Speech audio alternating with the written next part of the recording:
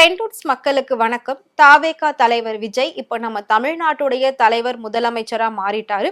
So அவரு தமிழ்நாட்டு மக்களுக்கு எல்லாமே நான் நல்லது செய்யணும், அவங்களால தான் நான் வளர்ந்தேன், ஸோ அவங்களுக்கு நான் எல்லா விஷயமும் பார்த்து பார்த்து பண்ணணும், அவங்களுக்கு எந்த ஒரு விதத்திலையும் துரோகமும் அநியாயமும் நடந்துடக்கூடாது, அவங்களுக்கு தேவையானது எல்லாமே கிடைக்கணும், தமிழ்நாட்டு பெண்கள் பாதுகாக்கப்படணும், ஸோ அப்படியெல்லாம் சொல்லிதான் அவர் பதவி ஏற்று வந்திருக்காரு. என்ன பண்ண போறாரு அப்படின்றத கண்டிப்பா நம்ம வெயிட் பண்ணி பார்க்க போறோம். அதுக்கு முன்னாடி முதலமைச்சரா விஜய் வந்ததுல இருந்து அவருக்கு வாழ்த்து மழைகள் கொட்டிக்கிட்டே இருக்கு. அவரோட காட்டுல மட்டும் வாழ்த்து மழை கொட்டிக்கிட்டே இருக்கு. சினிமா பிரபலங்களும் சரி, மத்த அரசியல் தலைவர்களும் சரி, பொதுமக்களும் சரி, அவருடைய ரசிகர்களும் சரி, சோ 4 பக்கத்துல இருந்துமே அவருக்கு வாழ்த்து மழையானது கொட்டிக்கிட்டு இருக்கு. இந்தியாவை தாண்டி உலக நாடுகள்ல இருக்கக்கூடிய ஒவ்வொரு நாட்டுடைய அதிபர்கள், தலைவர்கள், இவங்க எல்லாருமே வந்துட்டு விஜய்க்கு வாழ்த்து சொல்லிட்டு இருக்காங்க. அந்த அளவுக்கு விஜய் வந்து அரசியல்ல, அதாவது தமிழ்நாட்டு அரசியல்ல இந்த அளவுக்கு உலகம் ஃபுல்லா பேச வச்சிருக்காரு அப்படின்னா அது விஜயால மட்டும் தான் முடிஞ்சிருக்கு. இதுக்கு முன்னாடி எம்ஜிஆர் அவர்களும் முதலமைச்சரா இருந்திருக்காரு, நடிகரா இருந்து. ஆனாலும் இந்த அளவுக்கான ஒரு சோசியல் மீடியா வளர்ச்சி, டெக்னாலஜி அது அப்ப இல்லாததால, சோ இந்த மாதிரி சோசியல் மீடியா டெக்னாலஜி எல்லாம் அப்ப இல்லாததால சோ பெரிய அளவுல அது பேசப்படல. ஆனா இப்போ விஜய் வந்ததுக்கு அப்புறமா உலக நாட்டு தலைவர்கள்லாம் தமிழ்நாட்டு அரசியலை பத்தி பேச ஆரம்பிச்சுட்டாங்க. அதுல முக்கியமா பாத்தீங்கன்னா ஒரு வீடியோ வெளியாயிருந்தது. அதாவது விஜய் வந்து முதலமைச்சர் அப்படின்னு சொல்லி அறிவிச்சதுக்கு அப்புறமா சோ இலங்கை தமிழர்கள் வாழக்கூடிய இடத்துல அங்க இருக்கிற பார்லிமெண்ட்லயே விஜயோட பேரை சொல்லி வாழ்த்து தெரிவிச்சாங்க தூய தமிழ்ல. அப்படி இருக்கிற பட்சத்துல இப்ப மலேசிய பிரதமர் அன்வர் இப்ராஹிம் அவரும் பாத்தீங்கன்னா விஜய்க்கு வாழ்த்து சொல்லியிருக்காரு. அதாவது என்ன அப்படின்னா, நடிகரா இருந்து ரியல் லைஃப்ல மக்களோட பிரச்சனைகளை தீர்த்து வச்சிருப்பீங்க, ஆனா இப்ப நீங்க உண்மையிலே ஒரு நாட்டோட தலைவன் ஆயிட்டீங்க, அதனால உண்மையிலே அந்த மக்களோட பிரச்சனைகள்லாம் இப்ப நீங்க தீர்க்க போறீங்க, உங்களோட சேர்ந்து எனக்கு வேலை பார்க்கணும்னு ரொம்ப ஆசையா இருக்கு, பட் உங்களோட பணி சிறக்க நான் வந்து என்னோட மனதார வாழ்த்துறேன் அப்படின்னு சொல்லி மலேசிய பிரதமர் விஜய்க்கு வாழ்த்து தெரிவிச்சிருக்காரு. இதை தாண்டி இன்னும் மற்ற நாடுகளுடைய தலைவர்களும் விஜய்க்கு வந்து வாழ்த்து சொல்லியிருக்காங்க.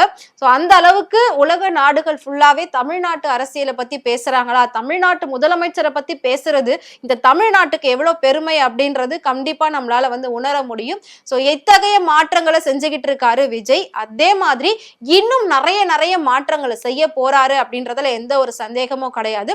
முக்கியமா இதுல ஒரு விஷயம் சொல்லணும் அப்படின்னா, நேத்து மகளிர் உரிமை தொகை, அதாவது கலைஞர் மகளிர் உரிமை தொகை 1000 ரூபாய் முன்னாள் முதலமைச்சர் ஸ்டாலின் அவர்கள் ஒவ்வொரு மாதமும் மகளிருக்கான தொகையை வந்து போடுவாங்க அக்கௌண்ட்ல. அதே மாதிரி இப்ப விஜய் பொறுப்பேற்றதுக்கு அப்புறமாவும் அதே மகளிர் தொகை வந்து நேத்து எல்லாரோட அக்கௌண்ட்லயே வந்துருச்சு. சோ அதுல அவர் என்ன ஒரு விஷயம் சொல்லியிருக்காரு அப்படின்னா, இந்த பேர், அதாவது கலைஞர் மகளிர் உரிமை தொகைன்ற பேரை கண்டிப்பா நான் மாத்த மாட்டேன், அந்த பேர்ல தான் அந்த உரிமை தொகை தொடரும். சோ இதுக்கான ஒரு சில புள்ளி விவரங்கள், கணக்கெடுப்புகள்லாம் கூடிய சீக்கிரம் நான் நடத்தி முடிச்சிட்டு சோ ஃபைனலா ஒரு லிஸ்ட் பண்ணிட்டு அதுல இருந்து நான் எல்லாருக்கும் 2500 ரூபாய் கொடுக்க ஆரம்பிச்சிருவேன், அப்பவும் இதே பேர் தான் இருக்கும் அப்படின்னு சொல்லியிருக்காரு. இதை விட ஒரு பெருந்தன்மை இருக்கவா முடியும் ஒரு தலைவருக்கு? ஒரு நாட்டை காப்பாத்துறதுக்காக தான் நான் வந்திருக்கேனே தவிர என் பேரை எல்லாத்துலயும் வச்சுக்க நான் வரல அப்படின்றதுக்கு தான் இது ஒரு சிறந்த உதாரணமா இருக்கு. இன்னொரு விஷயம் சொல்லணும் அப்படின்னா, அதிமுகல மூத்த தலைவரா இருந்த செங்கோட்டையன் தாவேகால போய் சேர்ந்தாரு. சோ அதுல ஏற்பட்ட பிரச்சனைகளால அவர் தாவேகால போய் சேர்ந்த உடனே அவருக்கு ஒரு பொறுப்பு கொடுத்தாங்க.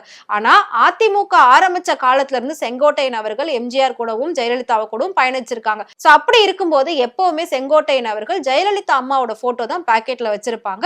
சோ அதை பார்த்த விஜய் எங்க தப்பா நினைச்சுக்க போறாரோ அப்படின்னு சொல்லி செங்கோட்டையன் வந்து ஜெயலலிதா அவங்களுடைய போட்டோவை எடுத்திருக்காங்க. அதை பார்த்த விஜய் என்ன சொல்லியிருக்காரு அப்படின்னா, எப்பவுமே நீங்க வந்துட்டு அம்மா போட்டோவே வச்சுக்கோங்க, அதுதான் எனக்கு சந்தோஷம், அதை நீங்க எடுத்தீங்கன்னா எனக்கு கஷ்டமா இருக்கும், உங்களுக்கு எப்படி பிடிக்குதோ அப்படியே நீங்க இருங்க, கட்சியில வந்து மக்களுக்கு தேவையான நல்ல விஷயங்களை நீங்க செஞ்சாலே போதுமே தவிர இந்த போட்டோ வைக்கிறதுல எனக்கு எந்த பிரச்சனையும் இல்லை அப்படின்னு சொல்லி ரொம்ப பெருந்தன்மையா பேசியிருக்காரு. சோ அதையும் செங்கோட்டையன் அவர்கள் மேடையில ஓபன் டாக்கா சொல்லியிருந்தாங்க. இதை விட ஒரு நல்ல குணம் வேணுமா தலைவருக்கு? ஒரு நல்ல தலைவரை தான் தமிழ்நாட்டு மக்கள் தேர்ந்தெடுத்திருக்காங்க, மக்களோட தீர்ப்பு என்னைக்குமே தப்பா ஆனது கிடையாது அப்படின்றதுக்கு ஏத்த மாதிரி தான் இன்னைக்கு ஒவ்வொரு விஷயமும் நடந்துகிட்டு இருக்கு. சோ தொடர்ந்து பார்க்கலாம் இன்னும் வந்து அடுத்தடுத்து விஜய் என்ன மாதிரி அதிரடி மாற்றங்களை கொடுக்க போறாரு, சோ பெண்களுக்கு இன்னும் என்னென்ன பாதுகாப்பு வழிமுறைகள்லாம் வந்து கொடுக்க போறாரு அப்படின்றத நம்ம வெயிட் பண்ணி பார்க்கலாம்.